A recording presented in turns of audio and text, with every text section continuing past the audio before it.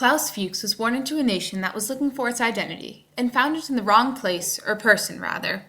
Since socialism was a family tradition, Fuchs joined the KPD, the German Socialist Party, which was actually quite popular in Germany before the rise of Hitler. But when Hitler came to power, Fuchs and the rest of the party went into hiding. Many of Fuchs's family was imprisoned, but the Socialist Party that had now turned more toward communism kept him safe from the Nazi regime. This is where his allegiance became concrete. It was not merely his belief in the communist cause, but rather his hatred for Hitler and the tyrannical reign. Fuchs was able to flee to Britain, where he was granted refuge despite his communist ties. He began working for a scientist named Neville Francis Mott, who helped Fuchs to stay in England. Fuchs was surprisingly open about his communist beliefs and was an active party member in Britain. The British were so consumed by fear of Hitler and fascism that communism seemed to be harmless, and for the most part, Fuchs was left unbothered. He got his PhD from Bristol, and soon after graduating began work for Max Born, an extremely brilliant and famous physicist. Fuchs' allegiance was soon tested when Stalin formed an alliance with Hitler. This loose partnership confused everyone and made Fuchs question the direction and morals of his party. But he did not give up hope, and his wishes were fulfilled when Hitler attacked Russia and the bond was broken. Paranoia took hold in Britain, and Fuchs was sent to an internment camp for about a year, not because of his communist ties, but his German ones.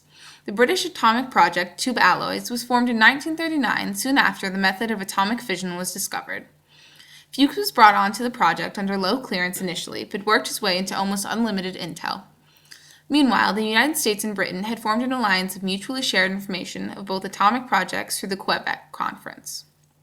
Ironically, Britain was in an even more binding and open alliance with Russia, whom Churchill promised assistance and support of all kinds. This apparently did not include nuclear secrets. Fuchs' first Soviet contact was codenamed Ursula, whom he began meetings with in 1941. Soon after, Fuchs was asked to come to America as part of the British mission working on the Manhattan Project.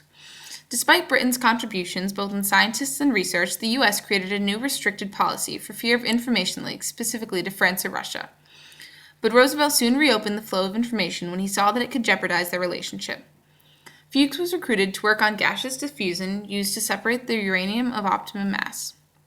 He was cleared multiple times by British intelligence, and the U.S. saw no further reason to question him. That was their first mistake.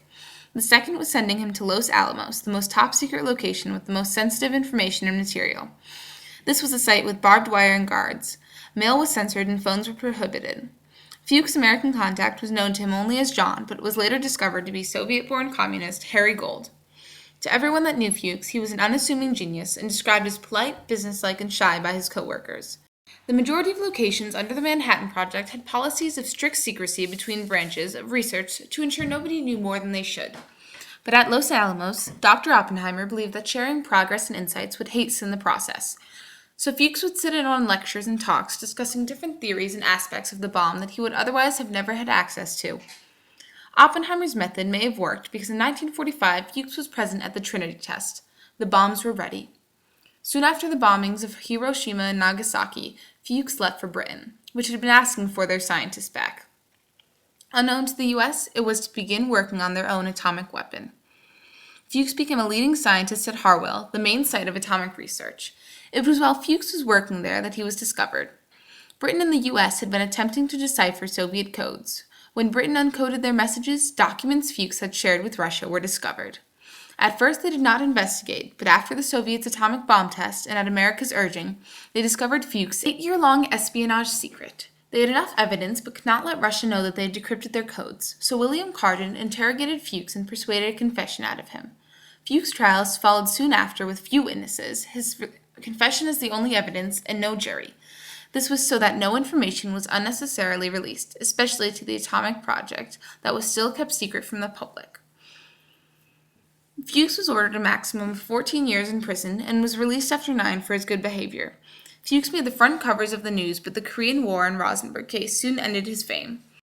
The release of his treason to the public inspired a period of paranoia that caused the buildup of weapons like the hydrogen bomb and fostered McCarthy's witch hunt, as well as created an acceptance of wiretapping and increased secrecy by the government and military. This parallels the passage of the Patriot Act after the fall of the Twin Towers on September 11th.